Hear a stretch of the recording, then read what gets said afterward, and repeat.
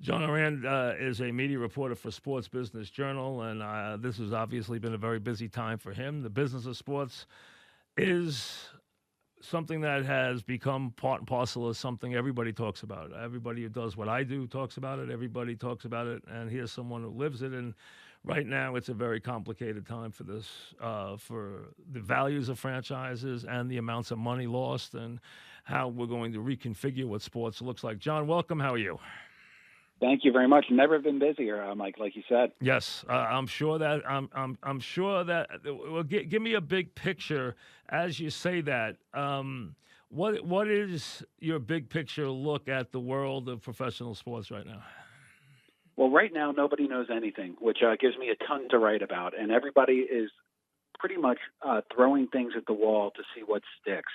So, I had a story in this week's issue with Ben Fisher on the NFL having a ton of contingency plans that they're looking at in case they have to play a shortened season, in case they have to start the season a little bit later. Baseball is looking at, I think I've seen about 5 different plans that they have. One starting in late June, early July. One that's based in Arizona and Florida. One that's sort of based in some of the home team parks. And so everybody is just trying to figure out what they can do to get back to playing so that they can at least possibly get one revenue stream, which is, the media money coming in, because they've lost completely, money from attendance, money from parking, money from merchandise sales, and everything else down the line. John, of the big sports, take the big 4. Let's leave college out of it for a minute. Which one? Now, we'd say the NFL's in the best one because of the calendar, the way it worked out, but and they're the richest. But which one in your mind is in the worst place of the 4? Which one has got the most complicated puzzle? Which one's in the worst place? I think that it's actually the baseball. Right now, you have basketball, the NBA, and the NHL. They completed most of their regular season, and so now they just have to figure out something with regards to the playoffs, and they both want to do the playoffs, and that's sort of a little bit easier to contain. Baseball right now, they've lost the early part of their season, and there's nobody, like I said, nobody knows when this is going to start up again, and so it's just really difficult to plan whether they're going to be able to start in around July 4th, whether they're going to be able to start in September, and even whether they're going to be able to get the players and the players union to agree to this shortened schedule with no fans, which is not a slam dunk. No, that's a very big one. Let me take them in reverse because that is a critical one. But let's start with the NFL because there's a lot of talk last couple of days about a 10-15 start that they would back up and be considerate because there's stadium issues. So they would back up to 10-15. Start 10-15 and play the Super Bowl the last week in February in Tampa next year. Do you think that plan has real possibilities? Do you think that's a serious consideration, or do you think that's unlikely for the NFL? I think that has real possibilities, but right now the NFL is unique in that, the NFL has been, they opened their free agency period on time.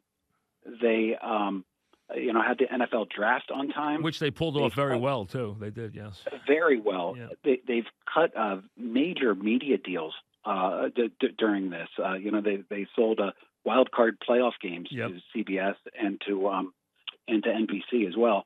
So that they want to go business as usual, and they want to start on time, and they want to have a 17-week, 16-game season that leads into the playoffs. Whether or not there are fans there is a different consideration. So they're moving forward with that in line. And then if they have to adjust from that, they're going to be able to adjust from that. So if for whatever reason they have to delay it by a week, they can take week 1 and put that at week 17, and then if they have to delay another week, they can do that with another week of the schedule. So they really have a lot of contingencies built into their schedule, one of which is starting the season in mid-October and ending it with the Super Bowl. I think as of February 28th is the last Sunday in February for next year. So that I think it's a real possibility, but it's a possibility that they don't want to get to. They want to play the full season. I'm talking with John Ourand from media. He's from the Sports Business Journal, one of the leading business writers in the country for sports, covers it on a full-time basis, folks. So this is what he does. And we all know that's become a very big part of – and listen, you can't do even – having done this as long as I have, you can't do even what I do on a daily basis or what I did for 35 years without paying strict attention to this now. Perfect example, the players and the owners in baseball. As you know, the players made a settlement for $170 million for the first 2 months of the season, which comes to almost $5,000 a day for the veteran player. The baseball players have always been very spoiled, and they have a very powerful union, and they can be very contentious. And now, as John alluded to, there's a lot of talk because here's the deal. Unlike football, baseball makes a lot of its revenue, a very big, important part of it, from gate receipts and secondary and tertiary revenue streams like beer and parking and everything. That's about $4 billion something a year. If they go forward with their plan without that, the players who think they should be paid in full, baseball will be losing a fortune. And if they don't get paid in full, what do they get paid? There's a lot of talk back and forth, and both knowing that either side would get clobbered if they go public with this. But as you know, John, and you alluded to it, there is a lot of animosity, or at least a bone of contention right now, about what would happen in baseball if they play in front of empty stadiums. Yeah, so we'll talk about baseball, but this also applies to every other one of the major sports as well. And that let's say best case scenario that the leagues come back and they play in front of no fans. Yep. So all of a sudden they're going to start to get the media revenue, which is substantial.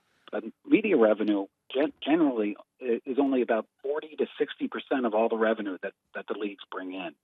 So all of a sudden, if they start back up, and the owners of these teams are seeing, 40 to 60% of their revenue not coming in because they're not selling tickets, and sponsors don't want to get in with empty stadiums, and they're not getting all the ancillary problems with that, ancillary merchandise sales with that. All of a sudden, they're going to want the players, and they're going to approach the players and say, you can't make as much money as though we played a 162-game season in front of full stadiums.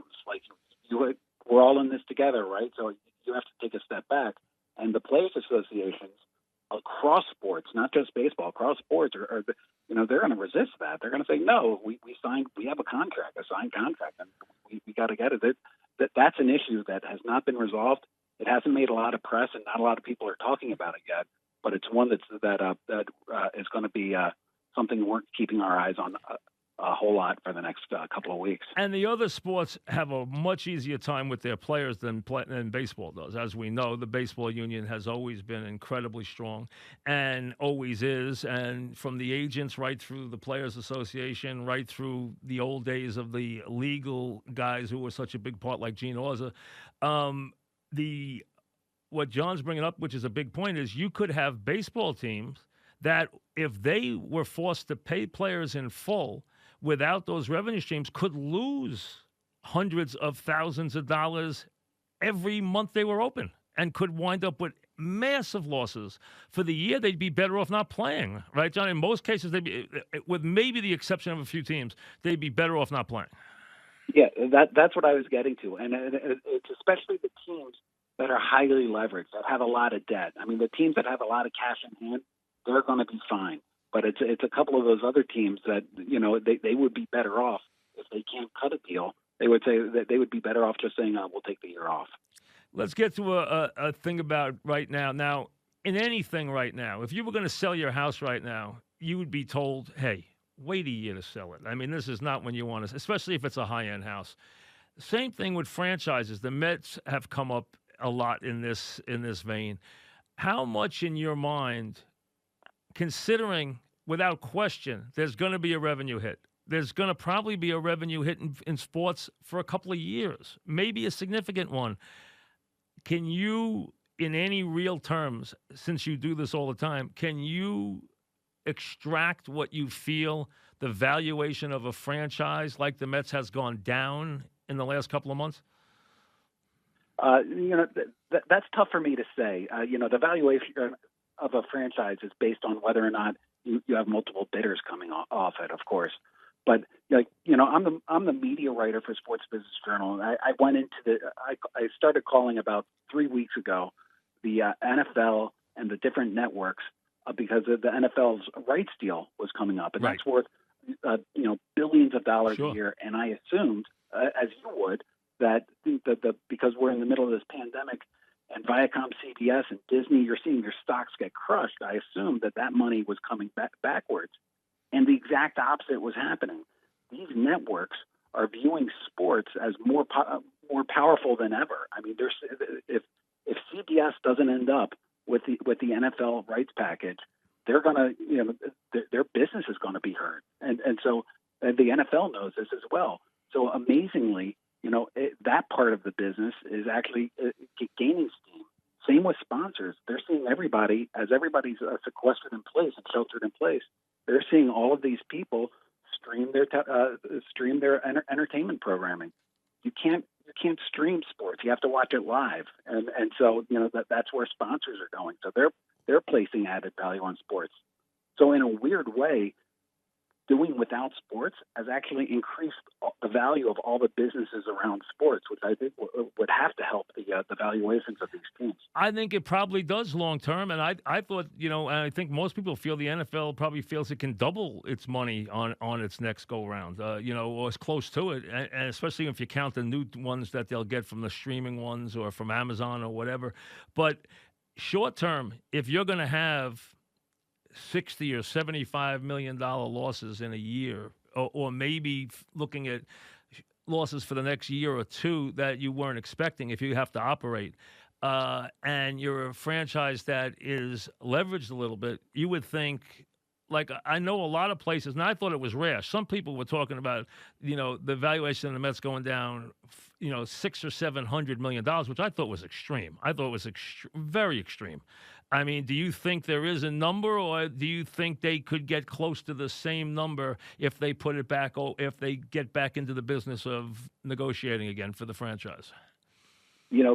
People generally don't make the best business decisions when they buy a team. This is a very sort of ego-driven purchase where people like to own a professional team. And my bet is that if the Mets put it back up, they'll get pretty close to what to the same price. You do? Okay. So you think it'll be close? Okay, that's all right.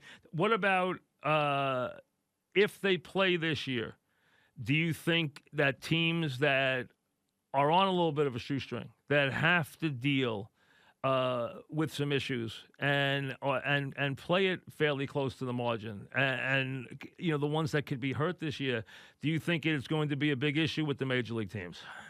No, I think that you're going to have this is where you're going to see the haves and the have-nots, and I think that you have big leagues like the NFL and MLB that will take care of teams to make sure that they stay whole. But you have I worry about some of these highly leveraged teams and a lot of the smaller leagues. Say a couple of MLS teams that a prolonged absence is going to really hurt those leagues and those teams. But I think that the big four, like you said, I think they're fine, and they'll be able to weather this no problem. Do you handle college at all? Sure, a little bit. Okay, what do you think happens to the college football season this year? Mike, it's funny. If you had asked me that last week, I would have said I would have been really skeptical that college football was going to play. I have two kids in college, and they're both at home under my roof, distance learning, and it doesn't look like they're going back in the fall. But over the weekend, there have been a couple of big names in the college business that have been saying they're working very hard to get their students back into on campus this fall. And if students are on campus this fall, I bet you're going to see college football. And if students aren't on campus, you're almost certainly not going to see. So that's the bellwether that I'm looking at there. Yeah, I saw Harvard announce today that they will have classes. They're just not guaranteeing anyone will be there yet. They're saying they could be video classes, but they will have classes. And I was amazed to see how many of colleges and universities said it's imperative that they open or they may not open again. That it was that many could close if they would not be open in the fall, that it's imperative that these schools get reopened. A couple of them even addressed that today. Purdue did, a couple of the schools did, how imperative it is that they have the students back there this fall for them economically. You didn't realize that the situations would be that tight at some of these universities. Yeah, and it's not just Purdue. It's not just like the big, Power Five schools. It's also, I tweeted out a statement from Brown University, talking about the need to get people back, and that they're not associated with big time sports. So it's more than just people wanting to get their college football team back in the stadium. How much did the NCAA tournament? How much did that impact things as far as the fact that it wasn't played this year? It hurt the colleges a little bit. Right now, CBS and Turner, they've been negotiating with the NCAA about sort of what they're going to do in terms of payments, because the contract by letter of the law, I believe, had the NCAA still getting the payment whether the tournament went on or not, but they're almost certainly not paying the full freight on that. So a lot depends on how those negotiations come out. Same thing is happening with all the sponsors that have been sold about that. It's going to be more than just pushing the sponsors into next year. It's going to, they sort of have to redo those deals and figure that out. But it was a big dinger, but it wasn't a huge hit for the colleges, I don't think. Do you think, we're talking with John Ourand from the Sports Business Journal, a media reporter, he's been in the business a long time. Do you think this, everyone's looking at every industry and saying this is going to change medicine forever. This is going to change how we do meetings forever with Zoom and this and that. Do you think the relationships between networks and leagues will change at all? And do you think the way professional sports leagues do their business will change at all? Sports business is different than a lot of other businesses because it is so relationship driven. And so right now, you could have the NFL could hold, or the NBA could hold ESPN to the letter of the law and say, you have to pay us by our contract the full freight for your rights fee.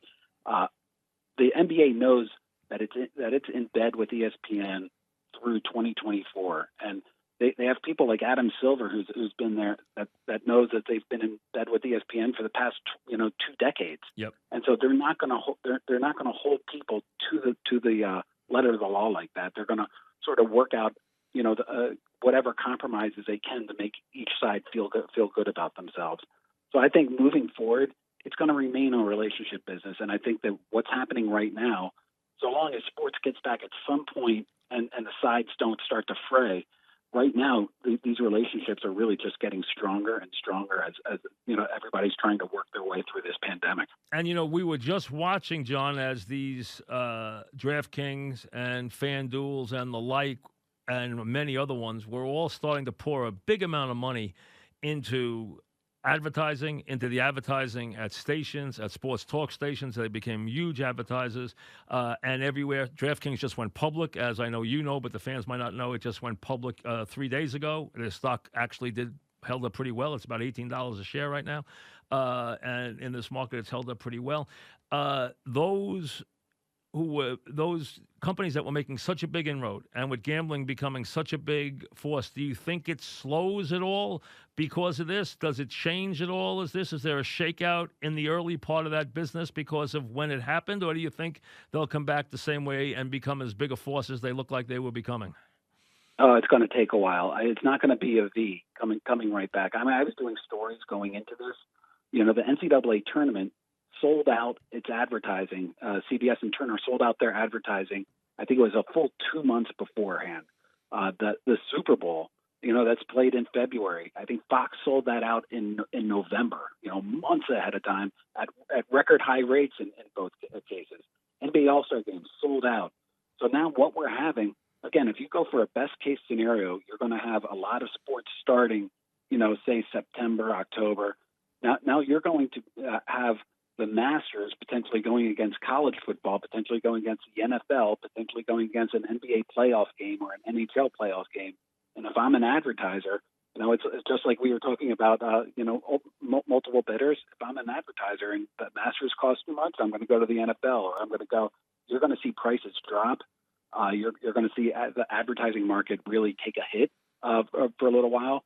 But long term, it's going to come back. So I think sports are something that gets huge audiences watching it live, and sponsors are sold on it. So it is going to come back, but it might take a couple of years, Mike. Well, it's going to be interesting because, I mean, as I was stating before, we're talking with John Ourand from Sports Business Journal, when we came back from 9/11, which we lived through, it was 10 days.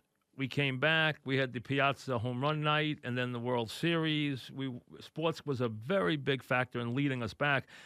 Sports, or any place where we gather now, is going to be probably the last thing that works properly right now. It's not going to lead us back. It's probably going to trail, because I don't know how they're going to play until we get some kind of therapeutic drug. I don't know how we're going to fill stadiums. I have no idea. I mean, they're going to have to find out. Somebody brighter than me is going to have to come up with that plan. I have no idea. It doesn't look promising. So we're going to see sports, at least in the short term. They have to come back. The TV model is there, as you've alluded to very well. They're going to come back and play for TV. We know that. NFL could play a whole season for TV. We know that. They're going to run Saratoga probably, even without fans. They told me they're going to run Saratoga this summer. So they're going to run the events that they need to run for the revenue. But it's going to take a while for the stadiums to be full again, which means it's going to be, as you said, not a V-shaped recovery. That's going to be fascinating to see how that impacts sports, and how it impacts these leagues and these teams. Here's the good news is, just last week, ESPN and NFL Network had the NFL draft, and it set record ratings by a ton. ESPN is rolling out its Michael Jordan documentary, The Last Dance, and it is the most watched sports documentary in history. I know a lot of that is because people are sequestered at home and there's nothing else to do, but a lot of these sports executives are looking at those numbers, and what they're seeing is that instead of people developing other hobbies and possibly moving away from sports, there is a group of hardcore fans and casual fans that are dying to get sports back. And that's what the sports community is hanging its hat on. And that's what the sports community is really just depending on when they come back, that those people are going to be there and ready to spend money on sports and make it a healthy business again. Oh, I think they will. I don't think there's any question. I agree with you. Plus, I think from a standpoint of the streaming world, which is becoming such an enormous factor, sports is the best. The NFL is the best programming, and then take it down from there because it's live and it's unscripted. I mean, there's nothing else other than the rare, presidential election or big news event. Other than that, sports is the only thing that there is that's live and unscripted that you get. So I think from that standpoint, it's invaluable. I totally agree. It's just going to be very odd to see what's going to happen as we try to have these stadiums operate or have these sports operate with nobody in the building, which I think is going to probably have to happen. Like, I look at things like Broadway and say, what are they going to do? I look at things like Yankee Stadium and say, this year maybe they play this, you're hearing this. You've heard the plan, which I heard today they're talking about starting that July 1st in the the 3-stadium deal in Florida and in Phoenix and in Dallas, and rotating there and the whole thing. And maybe they do that this year, and it might not be in all the parks this year. We know that this year might be very different, just to get everything on the board and get some games played and some revenue and have a season. But even who knows, if we don't have a therapeutic next spring or next winter, we're going to have empty stadiums, I think, until we have a therapeutic. I just don't see how you're going to have social gathering in stadiums. It just doesn't. Some things are hard to reconcile. Broadway, concerts, sporting events right now are very hard to reconcile. They really are. Yeah, and I'm down in the D.C. market where we have the Orioles. They're up in Baltimore, but when they had to play in front of no fans a couple of years ago, it was such an eerie, bizarre broadcast that I do have questions about whether casual fans or a lot of fans they'll come back at first, but part of watching sports is watching the crowd and feeling the energy from the crowd. And if you're playing in front of empty stadiums with no energy there, it's will that resonate in terms of TV ratings? Who knows? But that's a question that people have. Do you think these sports are better off coming back and playing these truncated seasons like the NHL and the NBA in empty stadiums to finish and complete seasons for television, or do you think that's the best alternative? I think so. I think that if you take a look at the interest being shown, like I said in the draft, that there's a thirst for programming, and I think that when you see golf come back, and they have a date at the end of May where they're going to come back, yep. And you're going to see NASCAR come back. You're going to see ratings for those events really go through the roof because people are thirsty for it. So I think that I think that it's a good idea just to be top of mind and not take a whole season off. Do you think baseball will have a showdown between players and owners, which is so typical of them, or do you think they'll figure out a way to get it done? That's an easy one. They always have a showdown, don't they? I think they'll figure out a way to get it done because I think it will benefit both sides. But that will be an interesting negotiation to cover. Well, listen, thanks for your time. Appreciate it. I know you're busy, so I appreciate a couple minutes. Good luck. Hey, man, I've listened to you for a long time. This was a real treat. Thank you. Thank you, John, very much. Appreciate it. Thanks for you contributed a lot to the program. I appreciate it very much. Thank you. John Ourand, a Sports Business Journal, the media reporter.